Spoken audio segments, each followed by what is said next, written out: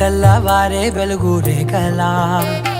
పచ్చ పచ్చ పచ్చి మట్టి బొమ్మలా అల్లి బిల్లి వెన్న పాల నురగలా అచ్చ తెలుగు ఇంటి పూల కొమ్మలా దేవదేవుడే పంపగా ఇలా దేవతే మా ఇంట అడుగే పెట్టెనంట బ్రహ్మ కళ్ళలో కాంతులే